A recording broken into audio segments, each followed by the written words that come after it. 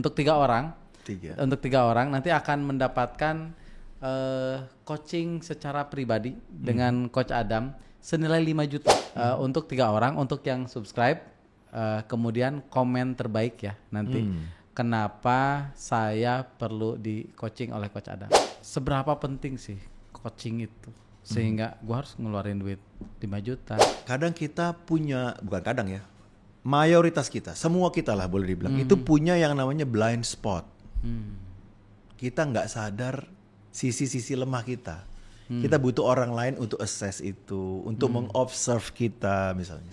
So law of attraction itu sisi dalam tanda kutip menyimpangnya adalah dia tuh memvisualisasi, melakukan afirmasi, meyakini dengan kekuatan pikirannya itu rezeki bisa ketarik sama dia. Iya betul. Dan dalam Islam nggak boleh begitu. Oh nggak boleh gitu? Nggak boleh. Husnuzon boleh.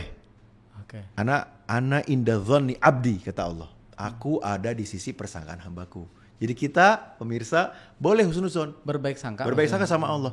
Tapi ketika dapat rezeki itu meyakini bukan karena dirinya, tapi karena Allah Ar-Razzaq yang memberi rezeki.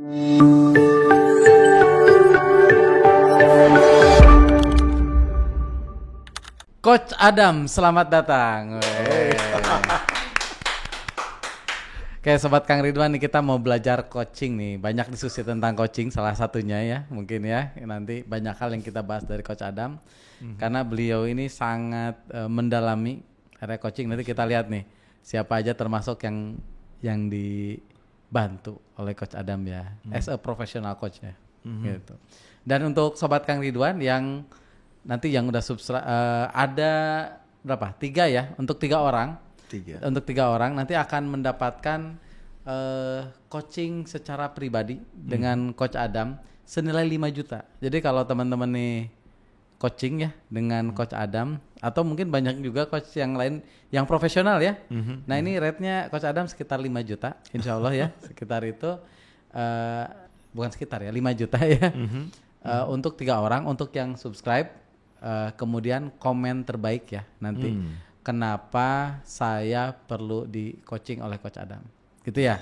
Termasuk nanti follow IG-nya Coach Adam Amrullah. Jadi nanti cek di IG, jadi subscribe kita, kemudian follow IG-nya Coach Adam. Terus alasan kenapa perlu di coaching sama Coach Adam.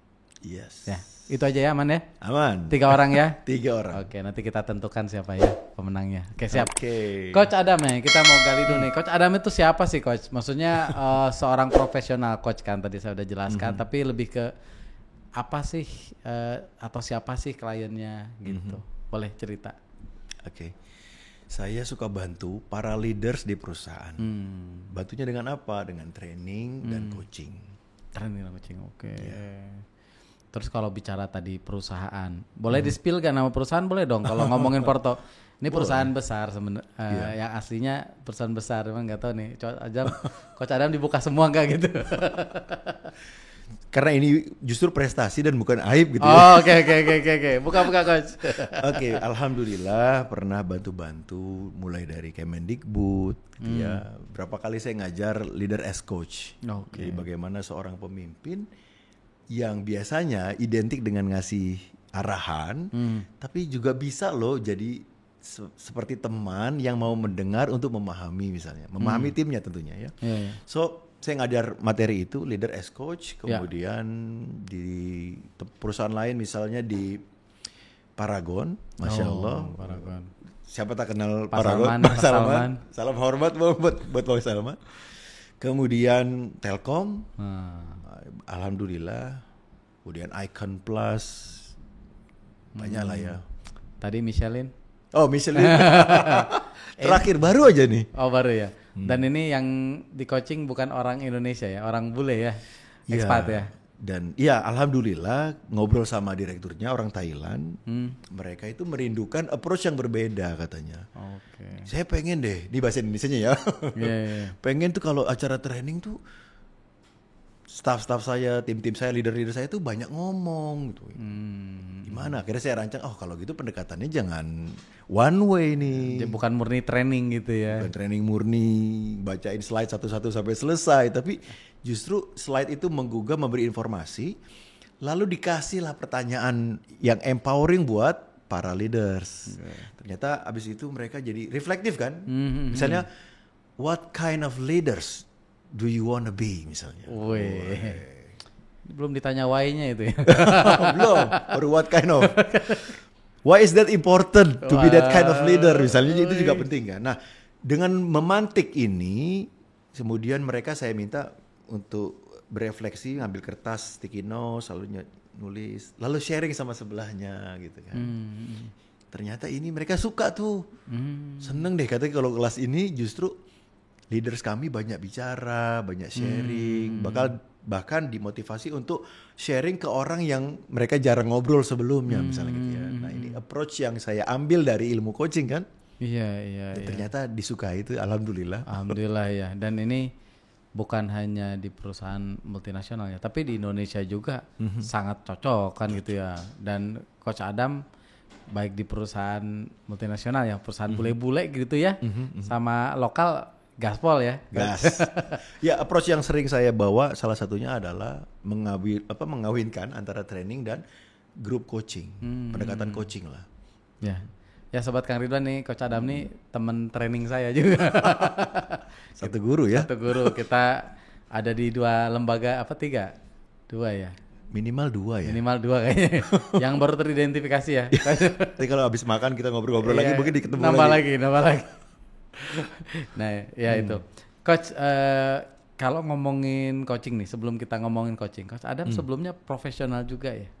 Alhamdulillah. Pernah bekerja berapa tahun Coach? Nah, jadi lulus kuliah langsung masuk perusahaan telekomunikasi besar di Indonesia, ada Satelindo, Indosat, dan Siemens. Setelah itu bantu-bantu perusahaan telco IT, perusahaan IBM, dan sebelum di IBM juga perusahaan Australia waktu itu. Jadi memang profesional di bidang ya antara telco dan IT lah kurang lebih.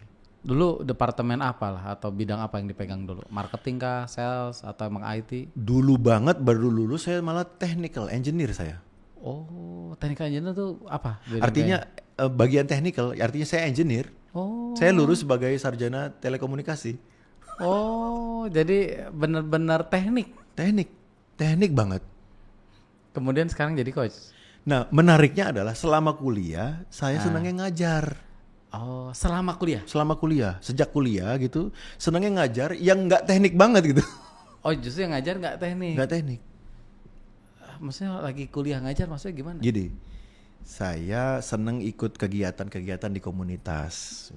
Saya berbagi, misalnya gini, berbagi public speaking, itu kan non-technical banget ya. Betul. Kemudian berbagi tentang the 7 habits of highly effective people. Stephen Covey. Itu sangat... bukan engineer banget, tapi nggak tahu ya, mungkin kalau saya mulai mikir kenapa kok kayak agak-agak salah jurusan deh. Ternyata saya ingat yang minta saya masuk teknik itu bapak saya. Oh, baru sadarnya kapan? Setelah di coaching. Yes. Oh, jadi track back. Jadi gini, tahun 2007 saya sudah hire professional coach. Tahun berapa? 2007. Oke. Saya sudah bayar seorang coach 10 juta waktu itu akadnya. Untuk mengcoaching saya, menemukan sebenarnya strength saya di mana sih? 2007. 10 juta? Yes. Itu lagi kerja berarti? Saya sebagai technical sales di perusahaan Siemens, perusahaan Jerman. Oke, yang bayar siapa? Saya. Sendiri? Yes. Saya sejak awal lulus, kemudian kerja, itu punya budget belajar. Waduh. Budgetin duit buat belajar aja pokoknya. Iya, dan kita ketemu di training bukan yang murah ya, Coach? Ya gitu deh. Puluhan juta ya. Iya, puluhan. Ya begitulah Kang. Ya kebayang gitu. Maksudnya nih as a professional coach masih tetap belajar. Ya, kan kalau saya dengar baru beres belajar juga ya. Iya, alhamdulillah. Oke. Sekarang kalau kita ngomongin sekarang Coach Adam itu banyaknya di bidang lebih ke profesional coach atau apa? Karena kan ada ngomongin inner voice, ada ngomongin juga lie detector juga banyak lah kalau saya lihat CV-nya gitu. Itu gimana sih Coach Adam fokusnya? Sejak 2016 lebih banyak training.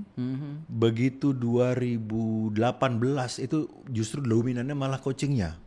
Oke, kita ketemu di situ. Nggak, sebelum COVID kan ya, kalau nggak salah. Sebelum COVID. Oh, lagi mendalami coaching di situ. Lagi mendalami coaching kan. Jadi lebih banyak di coachingnya kan. Ya sekarang kan gabung ICF juga. ICF. Bahkan apa? PCC ya apa? PCC ya. PCC kan udah selesai kan? Alhamdulillah. Alhamdulillah ya. Kan nggak banyak juga ya. Kalau nggak salah. Terakhir saya tahu yang waktu itu terregister baru 40-50-an orang Kang di Indonesia. Kalau sekarang mungkin sudah banyak ya. Iya. Tapi kan maksudnya itu ada perjuangan di situ kan untuk mendapat kredensial itu. Ya, ada coaching hours, ada jumlah belajar yang harus ditempuh, ada ujian kelulusan. Oke. Nah, sekarang kita bahas coaching. Siap. Coaching tuh kayak gimana sih, Coach Adam? Kan mungkin belum semua audiens kita tahu ya coaching itu apa. Apakah coach Tahei atau mungkin semua yang ngajar kita disebut coach. Itu coach itu apa sih? Dan coach itu dulu deh. Coach itu apa sih? Saya pinjem nih kamera sini ya. Iya. Ini buat pemirsa nih ya. Ini sadar kamera nih kalau sadar. Kan udah di briefing tadi. So saya izinkan ngasih definisi dari sekolahan gitu ya. Definisi baku gitu ya. Coaching is partnering. Awalnya partnering with the client. Ini saya, ini klien saya. So partneran, kurang lebih gitu. Berpartner. Partner apa sih? Bermitra, bersahabat, berteman gitu loh orang lebih. In a thought provoking, yaitu memprovokasi pikiran dengan salah satunya pertanyaan, and creative process dengan cara-cara yang unik, kreatif lah pokoknya ya, to maximize personal and professional potential. Untuk tujuannya adalah saya sebagai coach, ini sebagai coachee partner saya bertanya dengan kreatif, memprovokasi pikirannya supaya apa? Mengoptimalkan potensi personalnya as a person sebagai pribadi dan juga profesinya. Mungkin ada yang di situ dia pengen bisnis misalnya, atau terkait rumah tangganya, life-nya, atau terkait leadership style-nya, atau terkait communication skills-nya dia. Ada area yang skill-nya mau dinaikin tuh. Nah, caranya gimana? Bermitra. Jadi bermitra tuh kalau guru saya bilang begini, tidak begini nih. Jadi nggak kayak Suhu, angkat aku jadi guru, jadi muridmu gitu loh. Sifu. Jadi kayak jauh apa levelnya. Kalau coach mah enggak, coach mah kayak sahabat, kayak teman. Makanya disebut kadang coach itu sebagai teman bertumbuh. Bahasa lainnya ya, gampang gampang diingat. Teman bertumbuh, teman yang menemani perjalananmu bertumbuh. Sederhananya gitu. Di area mana? Nah, kalau kita bicara area banyak banget. Ada coach sepak bola, coach silat, coach basket, coach vokal, coach public speaking. Area tuh luas banget. Nah, kalau saya banyaknya di area leadership and communication. Singkat cerita begitu pemirsa. Tapi kalau yang kita sebut bicara coaching kan berbeda dengan coach yang kayak tadi coach olahraga ya. Ya beda. Tapi secara maksud sama gitu. Menggali potensi, memaksimalkan potensi dari orang. Jadi kalau sobat Kang Ridwan tertarik nih ada jatah untuk 3 orang. Nah, 3 orang loh yang beruntung nih. Ya, tadi tinggal diulang aja syaratnya apa gitu ya. Nah, itu kan coaching nih. Terus seberapa penting sih coaching itu sehingga gua harus ngeluarin duit 5 juta? Seberapa penting? Pertama, kadang kita punya, bukan kadang ya, mayoritas kita, semua kita lah boleh dibilang, itu punya yang namanya blind spot. Kita nggak sadar sisi-sisi lemah kita. Kita butuh orang lain untuk assess itu, untuk mengobserve kita misalnya. Kita tahu aja bagus-bagus aja gitu. Yang pertama itu, kita punya blind spot. Yang kedua, kadang kita butuh eksternal untuk men-challenge kita. Karena the heart of coaching is challenge people kan. Gimana caranya di-challenge tuh, ditantang gitu loh. Untuk jangan di situ terus, tapi naik level dong gitu, kurang lebih gitu loh. Nah ini butuh orang lain, karena nggak gampang men-challenge diri sendiri. Betul. Bisa sih, bisa. Ada yang namanya ilmu self-coaching kan. Kayak mengajukan pertanyaan, misalnya mau ketika saya diundang ke sini. Pertanyaan yang saya ajukan ke saya adalah self-coaching nih. Self-coaching berarti kan. Dam, apa niatmu datang ke podcastnya Kang Ridwan? Saya beresin niat dulu, karena itu buat saya menjadi prioritas utama. Prosedur nomor 1, apa niatnya? Karena begitu salah niat, yang kalau dipelajari dalam ilmu agama, ya kesalahan-kesalahannya bisa masalah juga. Makanya saya beresin niat. Oke, saya niat ke Kang Ridwan mau berbagi apa yang saya punya. Semoga ini menjadi berkah dan bermanfaat bagi siapapun yang mendengarkannya, menontonnya. Wah, udah lurus nih. Alhamdulillah 1. Terus mau ngomong apa gitu kan. Saya gali sendiri, nanya sendiri, jawab sendiri. Itu namanya ilmunya self coaching. Saya men-challenge diri karena udah punya ilmunya ya. Tapi kadang ada sisi-sisi yang memang kita benar-benar butuh eksternal dari pihak lain gitu ya. Artinya coach lain untuk men-challenge kita. Kemudian apa? Untuk memberi feedback. Nggak gampang kan memberi feedback ke diri sendiri juga. Ini butuh orang yang kompeten di bidangnya untuk ngasih tahu. Dam, tadi lu kurangnya ini, Dam ini kayak butuh diimprove, itu butuh eksternal. Iya, orang eksternal yang memang di bidangnya. Di bidangnya dan kompeten. Ya, karena ada pembelajaran yang panjang dan mahal. Yes, dan ini bisa meng-cut learning cost sebenarnya. Kalau belajar sana maling ngaco sana ngaco sini, udah habis duit, habis waktu. Kalau belajar ke tempat yang benar, harapannya kan memangkas itu kan. Kurang lebih itu beberapa poinnya, Kang Ridwan. Jadi tadi kenapa penting kan ya? Jadi artinya kalau kita di coaching kita bisa diprovokasi untuk bisa keluar apa yang kadang sebetulnya di alam bawah sadar kita udah ada ya. Kan ada juga yang kadang mungkin orang tuh tadinya gak kepikiran, padahal sebetulnya dia tahu gitu. Tapi ketika menggali-gali, ketika diprovokasi sama Coach Adam, keluar gitu. Oh iya ya. Value-nya biasanya. Iya. Kenapa ya? Banyak orang kenapa coaching menjadi penting karena dia digali tentang dirinya gitu. Bukan dicekokin ilmu, disuruh memahami suatu ilmu baru, enggak, tapi digali. Sebenarnya kamu maunya apa sih? Dia mikir kan ke dalam kan? Apa yang saya mau ya? Nah, di situ mulai penggalian ke dalam. Inner research istilahnya. Seseorang menggali ke dalam dirinya sebenarnya yang dia mau apa. Yang itu tuh kadang kalau sehari-hari mungkin dia nggak aware. Saya lagi inget-inget materinya Bu Mariani nih. Bu Mar kan ini ya ngajarin tentang coaching. Coaching ya. Jadi kenapa penting untuk kan dipertegas lagi yang dimaksud Anda ini apa gitu ya kan, seperti itu. Sehingga clear ya di kepala orang itu apa yang dia mau gitu ya. Dan nanti ujungnya kapan mau dilakukan, bagaimana itu bisa digali di dalam coaching. Pertama tadi apa yang dia mau, karena berangkat rata-rata apapun sekolah coachingnya rata-rata selalu diawali dengan what do you want. Nah, saya nanya dulu sebentar sebelum lanjut. Siap. Ada sekolah coaching berapa yang Coach Adam pernah ikutin? Wah. Sebut banyak. Waduh banyak Kang. Yang di CV itu belum semua Kang. Ada berapa kira-kira? Ini lembaga coaching kan? Lembaga coaching resmi. Resmi kan? Resmi. Yang mengeluarkan sertifikasi juga kan? Yes. Ada berapa? Kira-kira aja. 10 lebih lah. 10 lebih. Iya. Artinya yang di Indonesia yang besar-besar udah dilap semua. Iya, yang di Indonesia juga kan dari luar ya. Iya, ini yang di Indonesia aja yang terkenal. Yang terkenal. Udah. Terus yang di luar juga ada ya Coach Adam? Enggak. Apa Indonesia semua? Artinya gini. Gurunya dari luar datang ke sini gitu. Oh, ngajarnya di sini. Ngajar di sini. Tapi ada 10. Wah, keren. Iya, kalau diduitin mah 2 Pajero mah ada lah. Termasuk yang di Bali mahal juga kan. Ya alhamdulillah. Jadi saya uniknya gini Kang. Saya minta izin ke istri, saya bilang ini penting buat saya dan harapan saya hadir di dunia ini tuh punya manfaat besar, dimanapun berada tuh bisa mencerahkan. Harapan saya kan gitu, saya doa ya ke Allah dan saya minta Allah berikan jalan, Allah hadirkan guru. Ada aja tuh, ada yang ngasih beasiswa misalnya, nggak semuanya dari uang saya kan? Oh gitu? Enggak, ada yang istilahnya sponsorin. Unik ini terjadi ketika saya ya Allah saya mau punya ilmu berkah bermanfaat, berikan jalannya, datangkan gurunya. Saya minta gitu, Allah datangkan gurunya. Oke, sekarang kita ngomongin law of attraction ya. Coach Adam perasaan ada juga ya ngomongin itu ya di CV-nya. Ada training atau sertifikasi tentang law of attraction atau apa? Nggak ada kalau saya. Apa ya tadi itu?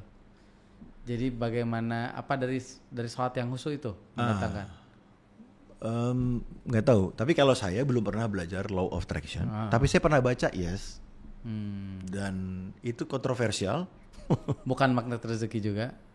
Bukan magnet rezeki. Okay. Ustadz Nasrullah? Ustadz bukan. Nasrullah. Okay. Law of attraction boleh masuk? Boleh, ya? boleh. So law of attraction itu sisi dalam tanda kutip menyimpangnya adalah dia tuh memvisualisasi, melakukan afirmasi, meyakini dengan kekuatan pikirannya itu rezeki bisa ketarik sama dia. Iya, betul. Dan dalam Islam nggak boleh begitu. Oh, nggak boleh gitu? Nggak boleh. Husnuzon boleh. Oke. Ana inda dhanni abdi, kata Allah. Aku ada di sisi persangkaan hambaku. Jadi kita, pemirsa, boleh husnuzon. Berbaik sangka sama Allah. Tapi ketika dapat rezeki, itu meyakini bukan karena dirinya, tapi karena Allah Ar-Razzaq yang memberi rezeki. Ya. Beda ya. Ada Allahnya. Allah. Dan memberi rezeki itu perbuatan Allah. Haknya Allah, kekuasaannya Allah, bukan karena visualisasiku, bukan karena aku sering mikirin, bukan karena aku sering afirmasi. Kemudian afirmasi sendiri kalau dalam Islam kan ada yang namanya doa. Ud'uni astajib lakum. Minta padaku, aku kasih, kata Allah. Nah, kita nggak afirmasi dalam Islam, justru kita doa kan. Sehingga kata-kata positif boleh. Cuman kalau minta rezeki, minta ini itu cenderung bagusnya, baiknya dan dalam agama diajarkan untuk berdoa.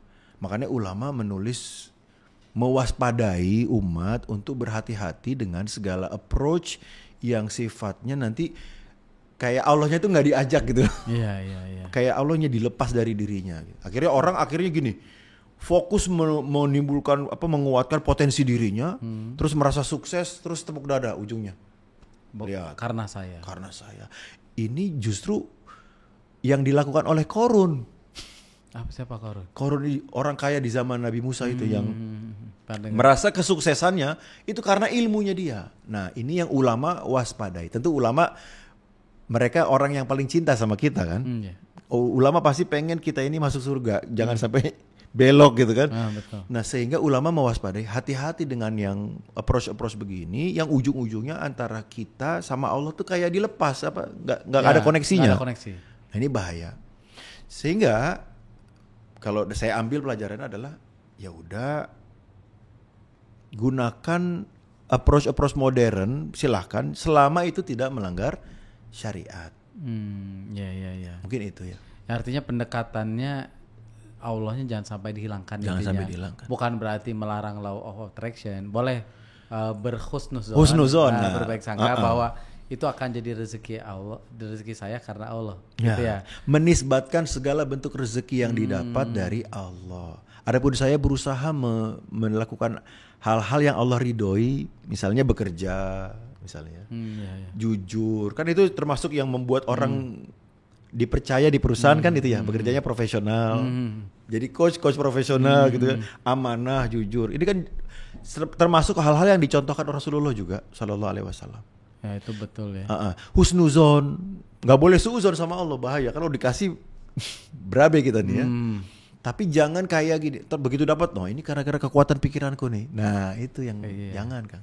Jadi jangan sampai lepas ya. Jangan sampai lepas. Nah ini kembali nih, tadi kan doa ya.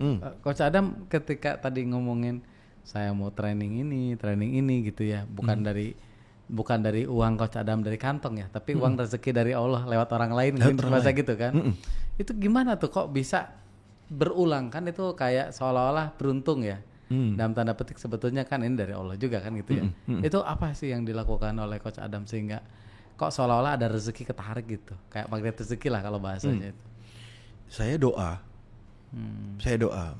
Misalnya gini, ini emang agak unik ya. Kayak banyak hal yang saya alami dalam hidup itu. Misalnya gini, saya mau belajar sesuatu, terus ya Allah saya pengen belajar tapi saya nggak punya uangnya sekarang ya Allah. Berikan gimana caranya saya bisa belajar ilmu ini, dan saya pengen dengan ilmu ini saya bisa banyak mengempower hamba-hambamu. Jeder, tentu ada proyek sekian yang cukup untuk menutup ini. Loh, kok bisa? Atau saya kangen ya Allah, udah lama pengen ke Masjidil Haram. Tahu ada nelpon, Coach, minggu depan bisa nggak berangkat Coach? Wah, Itu bingung Kang, kok bisa begitu ya? Dan ini nggak sekali 2 kali, sering Kang. Berulang. Nah kalau saya perhatiin apa ya, wallahu alam ya, saya nggak tahu ya. Tapi saya berusaha niat dulu. Niatnya lurus. Apa sih niatnya? Gitu. Pengen punya ilmu, pengen punya benda apa gitu, ada niatnya dulu. Pengen umroh, apa niatnya umroh?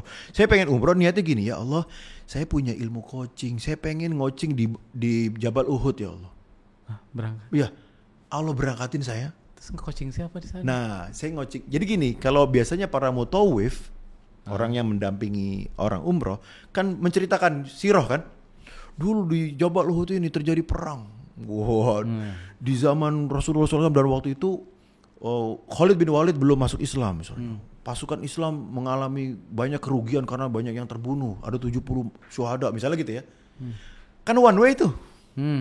Paling tanya jawab, Pak Ustadz, ini siapa sih yang meninggal sahabat? Paling gitu kan ya. Kalau saya yang nanya, apa pelajaran yang Allah berikan dari kisah sirah di Jabal Uhud tadi?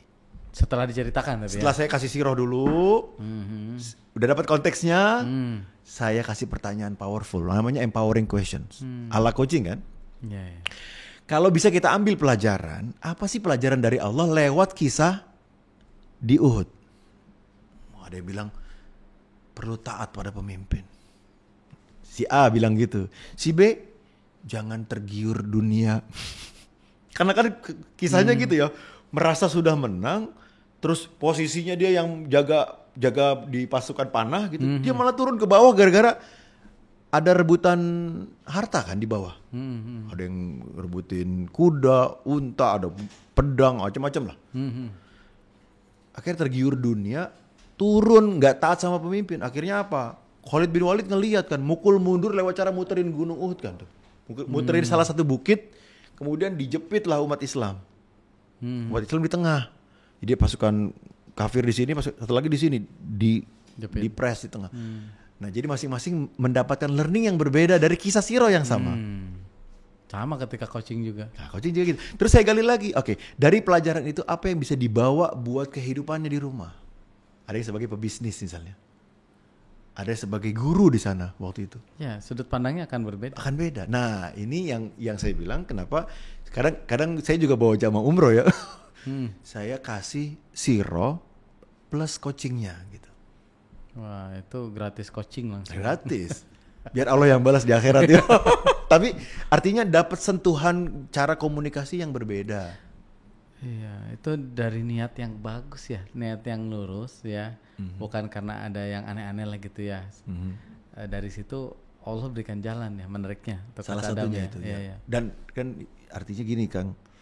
Allah kan bilang Rasulullah yang bilang sallallahu alaihi wasallam, innamal a'malu binniyat. Selalu mulai dari niat. Check your intention first lah, kurang lebih gitu. Iya, betul. Setuju. Itu buat saya pelajaran besar. Selalu ngecek apa sih niatmu Dam? Apakah mau dibilang hebat? Apakah mau memukau orang banyak, audiensnya Kang Ridwan gitu pengen TP tebar pesona gitu. Ya kalau itu niatnya Allah nggak bakal support. Tapi kan saya nggak mau kesana lah insya Allah ya. Nah apalagi nih ada tulisan inspirasi sukses. Harapannya pengen ya moga-moga yang kita lakukan Kang Ridwan menginspirasi dan umat di Indonesia dan khususnya seluruh bangsa kita ini bangkit lah ya dari kondisi sekarang yang ya you know lah. Iya ekonomi yang seperti sekarang ya. Iya. Dan kita melalui coaching ya. Melalui coaching pintunya. Nah kalau anggaplah buat penonton Kang Ridwan nih pengen belajar coaching, sebetulnya kan ada juga ya coaching bisa dilakukan di rumah juga ya. Itu coaching yang dilakukan di rumah nih oleh orang tua ke anak, kayak gimana sih biasanya style coachingnya? Bisa juga ya Coach Adam kayak gitu? Bisa. Boleh sedikit cerita juga? Boleh. Oke, waktu itu saya belajar coaching di salah satu sekolah coaching yang tertua di Indonesia. Langsung saya praktekin karena pas punya anak toddler, balita kurang lebih gitu. Dia sering ngompol dimarahin sama istri saya. Istri saya direktif banget kan. Kamu nih pipis terus, ngompol terus, Umi capek nih. Jemurin kasurnya segala, nyuci spray. Terus saya bilang, tenang yang. Biarin aku yang handle. Baru belajar coaching soalnya. Gayanya gitu dulu. Gaya. Semangat mengaplikasikan tinggi gitu. Awalnya. Dudukin anak Anak itu baru 3 tahun, 4 tahun. Oh, kecil. Masih kecil. Adek kenapa? Adek takut kenapa adek? Dimarahin Umi. Kenapa? Ngompol, Mbak. Ngompol. Yaudah. Biasalah anak kecil nangis dulu. Udah reda nih. Dimandiin segala, dudukin. Adek maunya gimana? Adek maunya nggak ngompol. Oke. Supaya adek nggak ngompol, adek perlu apa? Bayangin umur 4 tahun udah saya tanya pertanyaan coaching. Maunya apa? What do you want? Ya kan? Goalnya udah dapet tuh. Terus supaya begitu kamu perlu gimana? Gitu kan? Itu pertanyaan coaching yang basic ya. Pemirsa perlu tahu nih. Belajar sambil belajar ya. Mungkin bisa dipraktekin di rumah. Anak saya bilang, adek minumnya dikit sebelum tidur, Mbak. Supaya nggak ngompol. Udah bisa jawab. Bisa jawab. Wah, minumnya sedikit. Ya udah, nanti malam bobo sama Baba aja ya. Sama Umi marah nih. Bobo sama Baba dan minumnya sedikit kata dia. Ya udah. Dia biasa minumnya banyak. Nah, karena mau tidur minumnya sedikit aja. Apa yang terjadi Kang besoknya? Masih ngompol. Dimarahin lagi. Saya bilang, gak usah, jangan dimarahin dulu. Biarin aku handle dulu, Biarin sabar. Ini jurusnya belum keluar semua kan? Belum kan? keluar. Dimandiin, dipuk-puk dulu karena masih kecil, ya udah. Gimana, Nak? Adek perlu gimana lagi? Kayaknya AC-nya dingin banget, Mbak. Matiin AC-nya ya, Mbak, kalau udah dingin, Mbak. Ya udah. Udah bisa. Ngomong apa? Minum air sedikit, matiin AC. Oke. Malam kedua, apa yang terjadi? Pemirsa? Masih ngompol. Dar. Gimana ya? Udah mulai tegang ini. Deng gitu. Iya, udah mulai tegang. Saya coaching lagi, Kang. Paginya saya coaching lagi. Oke. Habis dimandiin, coaching lagi. Jangan menyerah. Oke. Pasukan merah putih. Gaskeun. Saya tanya lagi. Oke. Selain minum sedikit, AC-nya jangan dingin-dingin dan kalau dingin dimatiin. Apalagi, Nak? Pipis dulu, Mbak. Belum tidur pipis. Pipis. Dia udah bisa jawab itu. Bisa jawab. Emang anak saya talkative. Okay. Jadi dari kecil saya juga anak gue berisik banget. Tapi kata dokter, kata psikolog, jangan dibilang berisik. Biarin aja. Dia nanya, bagus itu. Mendominasi bagus. Bahkan kalau lagi naik mobil tuh dia paling banyak cerita. Ya udah. Kayak gue sih sebenarnya. Ke bapaknya. Iya, turunan bapaknya. Masih ngompol. Malam juga masih ngompol lagi. Berarti hari keempat paginya saya coaching lagi. Perlu apa lagi, Nak? Dia mikir. Sengaja saya diem. Ya, kasih space. Kasih space biar dia mikir kan. Karena emang that's the point of coaching. Kita gali dia terus biarin dia mikir, berproses. Terus dia bilang, kalau adek udah mau pipis, adek bangunin Baba boleh nggak? Boleh, Nak. Ya Allah. Malam keempat itu ya. Jam 12 dia terasa mau pipis. Apa yang dia lakukan? Mbak bangun. Mbak, adek mau pipis. Saya pegang, gendong, saya bawa ke toilet. Pipis di perjalanan. Kabar gembira, udah nggak di kasur, tapi di perjalanan muncrat ya. Ada kemajuan dikit. Ada kemajuan, waduh. Itu malam keempat. Paginya saya coaching lagi. Iya. Adek perlu gimana lagi? Kayaknya adek kalau udah ada rasa mau pipis, adek bangunin Baba. Nah itu pertanyaan malam kelima. Besoknya sampai hari ini, alhamdulillah anak saya nggak ngompol lagi. Mantap. Kalau di medsos keprok atuh. Se-powerful itu. Ya, saya cuma nanya loh. Asli ini. Ya, ini jadi kan the power of questioning. Jadi cuma nanya. Allah yang menitipkan kecerdasan kepada anak saya dan kita semua tentunya ya. Dan dia knowledge-nya udah tahu, makanya bisa jawab. Kan kalau orangnya belum tahu kan nggak bisa di coaching kan. Di training dulu. Makanya ada kombinasi kadang antara training coaching. Betul ya, Coach? Yeah. Tapi ketika dia sudah tahu, sebetulnya dia punya jawabannya. Punya jawaban, udah terekam kan? Terekam. Cuman kadang nggak aware. Betul, karena terlalu banyak distraksi ini distraction, nggak ada aware. Terus apa? Terus nggak melakukan. Karena nggak gara-gara kita tahu sesuatu terus kita melakukan kan? Saya ini daftar yang satu sama saya. Nggak bercanda. Itu yang pertama. Boleh nggak cerita lagi satu lagi? Boleh. Ini buat pemirsa nih. Nanti saya mau nanya yang lain. Iya. Lanjut tentang kedua. Ini pemirsa juga. Saya pernah. Karena di samping dekat rumah saya itu ada masjid NU. Pada suatu malam, bukan malam ya, teman, sore. Seluruh perangkat masjid ada undangan. Jadi nggak ada yang azan karena diundang. Imamnya nggak ada. Oh, nggak ada. Nggak ada. Jadi ada orang. Saya begitu sampai masjid. Kok nggak ada orang? Saya sama anak saya yang tadi Gozi itu saya bawa. kok pada nggak mulai, kenapa? Saya liatin anak-anak di masjid itu tendang-tendangan, Kang. Maksudnya bercanda atau? Bercanda. Sama kepret-kepretan ini sarung. Waduh. Saya ini udah mau mulai, ada rasa kesel tapi ini anak-anak masih pada ribut. Akhirnya saya ingat pakai pertanyaan coaching. Saya balik, saya lihat gini. Ibu-ibu minta saya, "Bapak imamin." Terus mau ngimamin kan, tapi masih bercanda. Gimana nya hese ya teh. Akhirnya saya balik badan, saya bilang gini, kita mau ngapain sih di sini? Anak-anak duduk, mau sholat. Oke. Mau sholat itu kita menghadap siapa? Allah. Pada berhenti semua tuh. Kalau mau menghadap Allah dalam sholat, kita perlu gimana? Tenang. Berhenti semua yang berantem, yang tendang-tendangan, yang main sarung, semuanya diem. Padahal biasanya itu gak bisa berhenti. Waduh, padahal itu biasanya sama si imam yang biasa tuh udah di dasar lu anak, macam dah. Keluar. Iya. Itu saya pakai pertanyaan, Kang. Iya. Langsung saya takbir tuh haru gitu. Allahu Akbar, haru ya Allah. Kenapa ilmu ini saya baru punya sekarang gitu.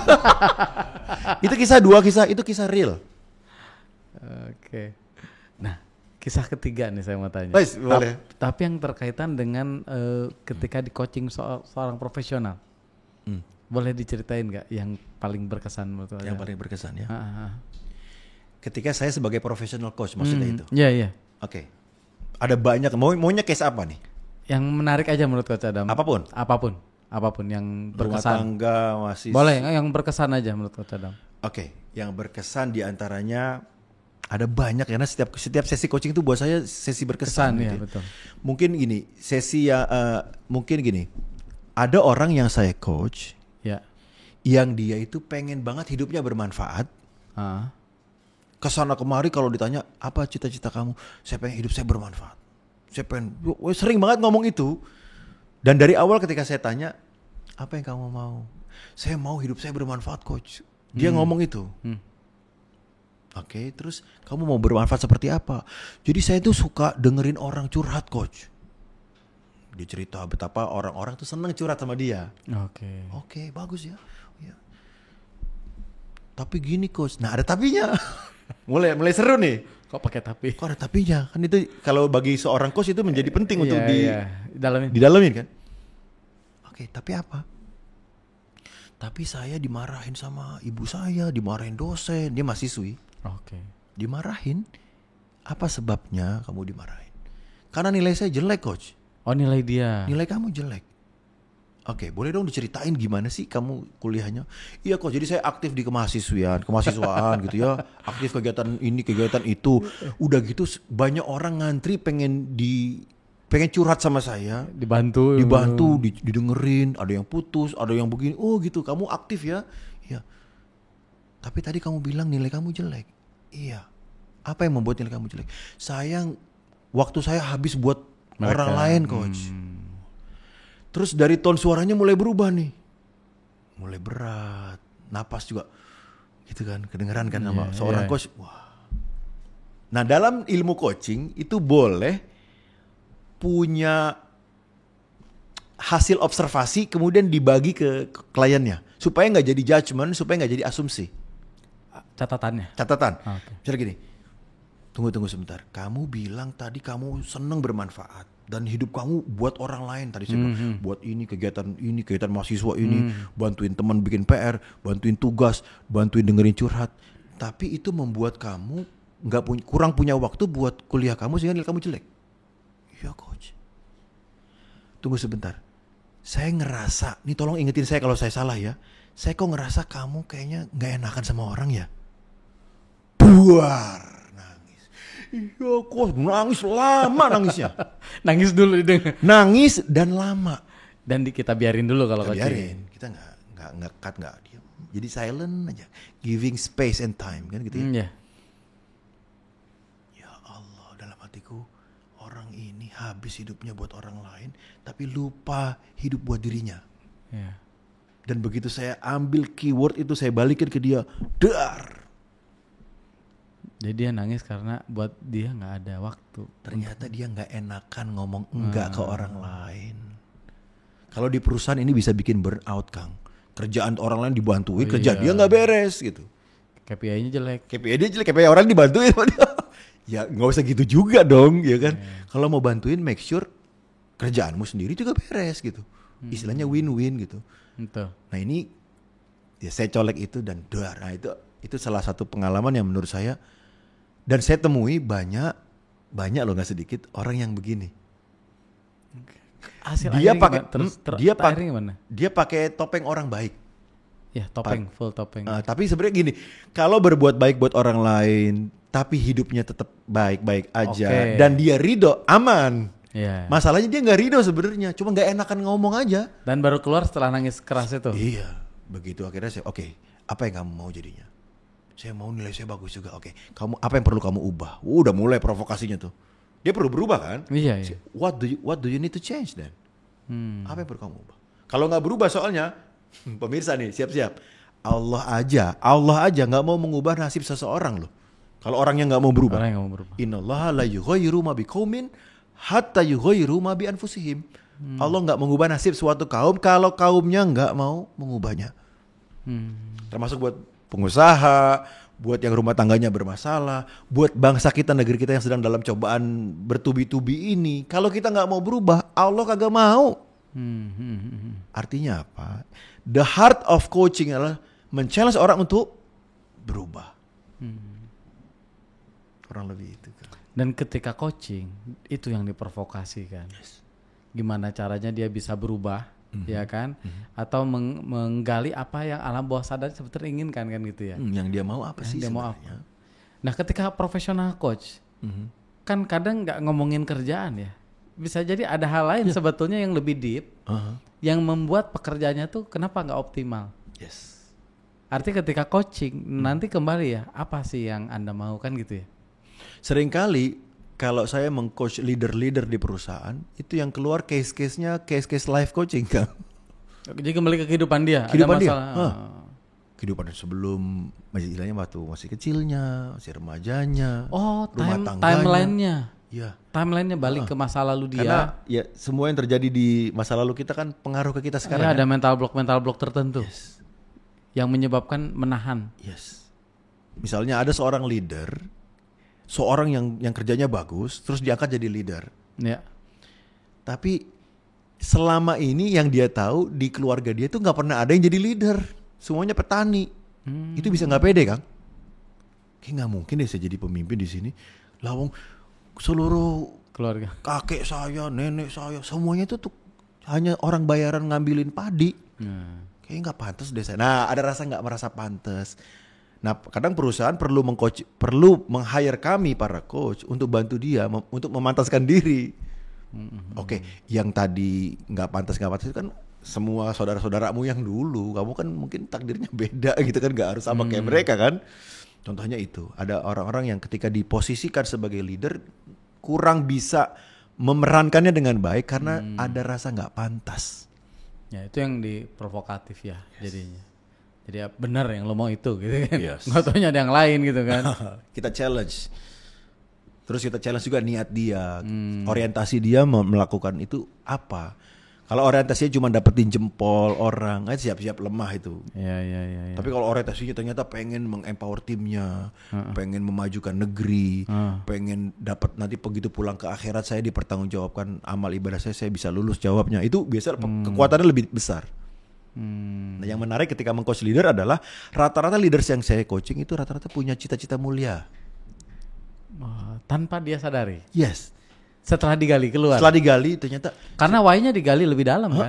Why-nya nggak cuma sekali nanya why-nya. Kan? Iya. Kita kan belajar nanya why yang berlevel. Yang kan? berlevel. Jadi bukan cuma ditanya sekali why kan. Didalamin lagi, dalamin lagi, balik lagi, dalam lagi. Yes. Bolak-balik udah why-nya kuat baru ke yang why-nya lain. Kuat. Yes. Makanya ya salah satunya Simon Sinek ya.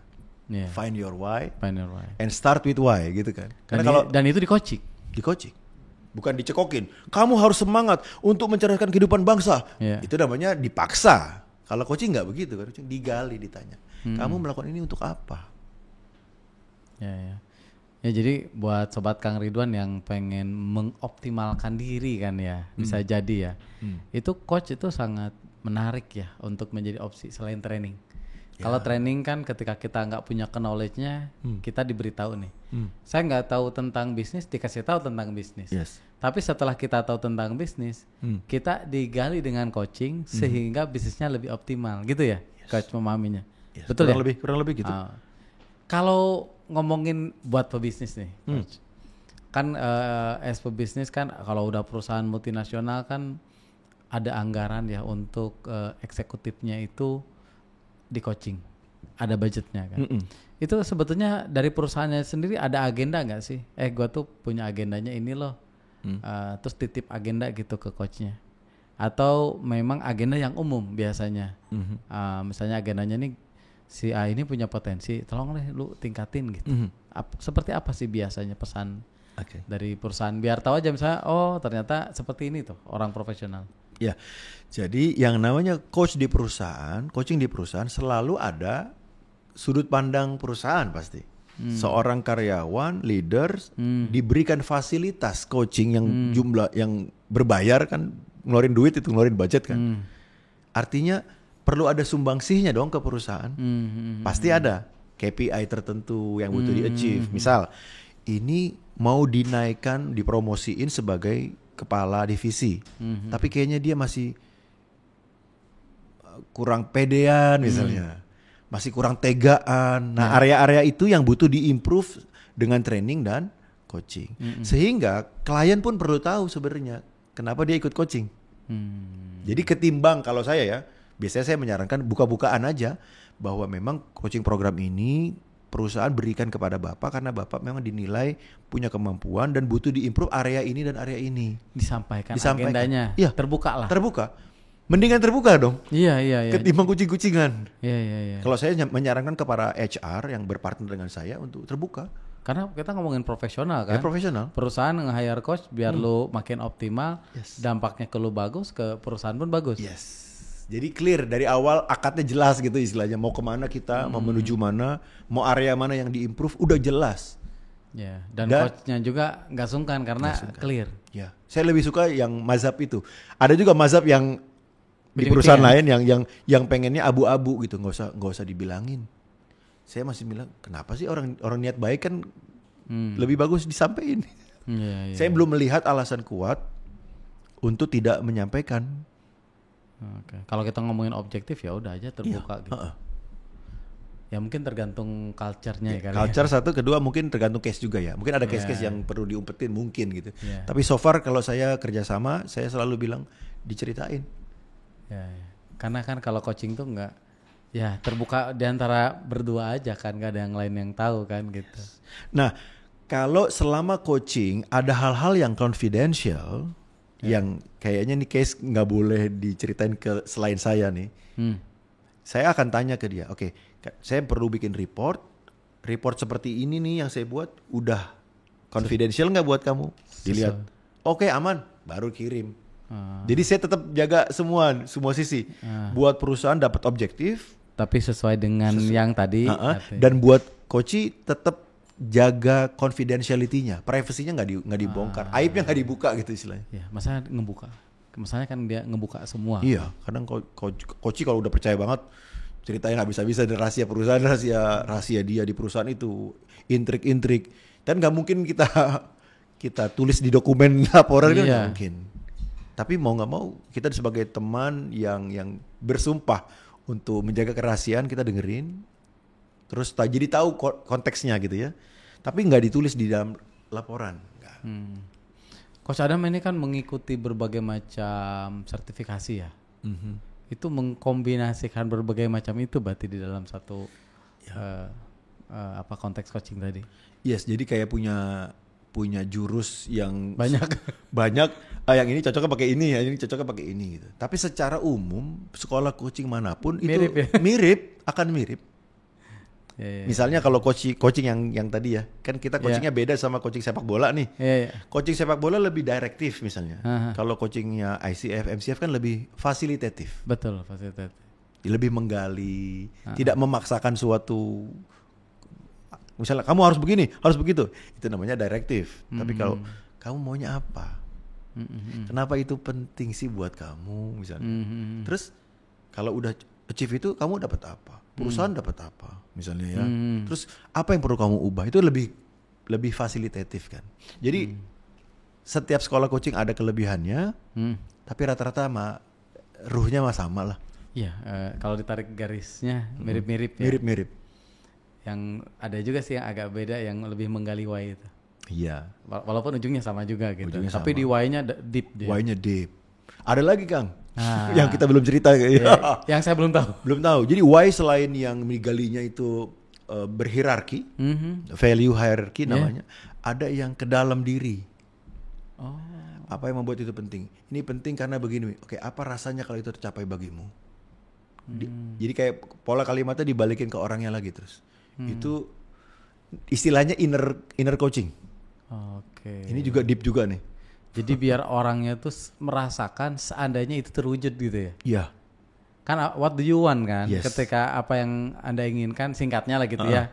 Ini cerita singkatnya nih Sobat Kang Ridwan. Jadi dia merasakan apa seandainya itu terwujud gitu ya. Dikuatin gitu, dibalikin. Jadi dia sendiri merasakan pentingnya itu. Bukan cuma tahu bahwa itu penting dan kenapa penting. Tapi dia ngerasa itu. Misalnya kamu udah mencapai ini, apa manfaatnya bagimu? Ya. Dan ini penting juga kan kayak buat anak. Kayak tadi ya kita ngomongin anak. Ya. Kita ngomongin buat keluarga juga bisa dipakai gitu kan. Di perusahaan udah jelas bisa dipakai gitu ya. Kenapa saya belajar coaching Kang? Sebenarnya itu sebenarnya pertobatan saya Kang. Bisa jadi tahu deh. Tobat-tobat. Karena saya merasa selama jadi manusia gitu ya. Sebelum kenal coaching, saya tuh nggak suka dengerin orang. Saya suka didengerin gitu. Iya. Tapi nggak mau dengerin orang. Iya. Jadi kalau ngomong sama istri tuh sering sambil WA gitu ya. Nggak mau nyimpen HP. Nggak mau naruh gitu tuh dengerin. Gimana yang nggak mau? Dulu ya. Begitu kayaknya gue salah, hancur banget ya akhlak gue deh. Saya tobat ya Allah, nangis saya tuh. Ya Allah, ini jelek banget akhlaknya. Saya nggak mau begini lagi ya. Saya tobat. Nah itu tuh eranya saya belajar coaching. Ya, ini saya waktu pertama kali belajar coaching ya, dengar istri cerita itu saya dengerin.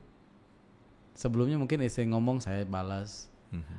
Ketika istri ngomong saya nggak balas, dengerin. Oh iya, iya. Selesai. Ternyata didengerin tuh ini. Karena sekarang lebih ramai lagi ya bahwa istri punya 20.000 kata dan sebagainya. Dulu kan waktu sebelum tahu, ketika istri ngomong ya kita jawab dong, istri ngomong kita jawab, istri ngomong kita jawab. Tapi ternyata ada kalanya kita mendengarkan saja gitu, dan itu menyelesaikan masalah.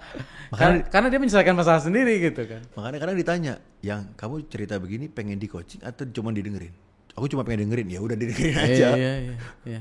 Gak usah dinasihatin juga berarti. Nggak usah. Karena ada kalanya pemirsa juga perlu tahu bahwa kadang nasihat itu nggak tepat. Ya, karena dia nggak butuh nasihat. Ada kalanya orang cerita tuh bukan butuh nasihat gitu. Jadi butuh didengerin. Minimal pasti butuh didengerin. Itu udah pasti. Nah tinggal ditanya lagi, dikonfirmasi kamu maunya apa dari saya, dari aku. Dengerin aja. Karena butuhnya dipeluk misalnya. Ya udah. Sehingga para suami nih berarti nih ya. Iya. Yuk tanya yuk ke istri dulu. Kalau mereka lagi curhat tuh sebenarnya lagi butuh apa sih? Supaya kita nggak salah. Udah istri pengen curhat, sama kita nasihatin terus lagi. Iya. Kayak dikasih solusi, padahal wanita nggak butuh solusi. Atau bisa jadi mungkin wanita nggak butuh solusi, butuh didengerin, tapi ada hal lain yang dia mau. Yang kalau kali kata Coach Adam, kayak kamu udah cerita, sekarang kamu maunya apa? Nah, dipeluk lah, selesai kan? Iya selesai. Tahu dia bilang ini, saya maunya diajak ke itu bakery Amor Cakes misalnya. Boleh ayo.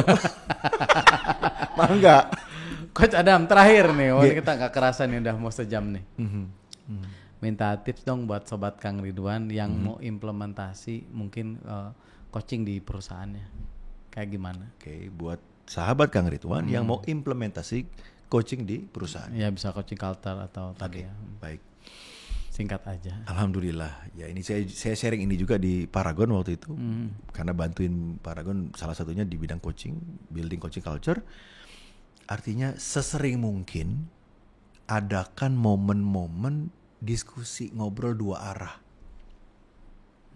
Mau di perusahaan, di masjid, pengajian, jangan one way terus, jangan. Ngobrol sama istri, ngobrol sama anak, ngobrol sama biasain itu. Begitu ada yang mendominasi, biasanya nanti ada orang yang pengen ngomong gak kebagian gitu. Yeah. Jadi biasakan dimanapun ya, di ruang-ruang sosial, di RT, RW, di pemerintahan kalau bisa, dimanapun yang pengen mengempower suatu ya komunitas gitu, biasakan diskusi. Dan jangan merasa musuhan kalau berbeda pandangan, jangan. Karena kita memang beda-beda nih. Dengerin aja dulu, cari good intention dia apa sih dengan sharing ini gitu. Apa sih yang bisa saya pelajari dari sini? Karena kalau bicaranya perbedaan akan selalu ketemu dan sangat banyak perbedaan itu. Beda kepala. Ya, nah mendingan cari apa yang bisa kita sinergikan dengan cara mengoptimalkan kekuatan kita apa, kekuatan dia apa, yuk kita kawinkan kita kekuatannya, sinergiin. Yang pertama itu. Yang kedua, yang namanya building coaching culture nggak mesti coaching itu harus sejam terus. Ada buku yang saya beli, itu buku dari Jepang, seorang professional coach, MCC dia, itu kalau bisa 3 minutes coaching juga oke. Jadi ngomong sama anak dengan gaya bertanya, mendengar, bertanya 3 menit, tapi rutin Kang. Nah perusahaan ini di Jepang ini, dia membiasakan itu di karyawannya, 3 minutes coaching. Ada bukunya, boleh di... Kalau nggak salah ada buku 3 minutes coaching ya? 3 minutes coaching ya? Yes. Dan itu membuat lega. Kenapa? Kalau coaching harus sejam. Kadang ngatur jadwalnya susah misalnya. Kita juga yang coaching waktu nggak ada. Makanya jadinya nggak jadi kan. Setuju.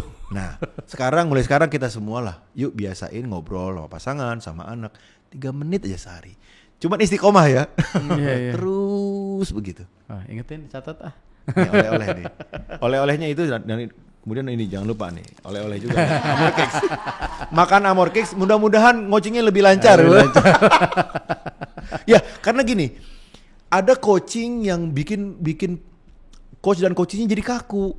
Namanya formal coaching, jadi bahasanya jadi kaku. Nah, salah satu cara supaya coachingnya lancar adalah coachingnya sambil ngemil, ngopi, nyemil Amor, ya enggak? Ya, dibikin rileks. Dibikin rileks. Nah, saya karena saya di perusahaan itu sering diminta ngajar materi coaching, saya ngajar tips itu. Mendingan coba deh coaching dengan rasa sambil ngopi.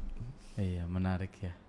Ya ini banyak hal sih bisa dilakukan tadi perusahaan, di keluarga, yang tadi ya 3 minutes coaching gitu ya. Jadi banyak hal dari coaching ini untuk menggali, memprovokasi supaya setiap individu baik di keluarga ataupun di perusahaan itu bisa optimal. Coach Adam, makasih banyak, waktunya sudah habis ini. Hatur nuhun Kang. Terima kasih banyak sudah sharing, mudah-mudahan bisa menginspirasi Sobat Kang Ridwan. Amin ya rabbal alamin. Thank you, makasih Coach Nuhun ya. Sami-sami.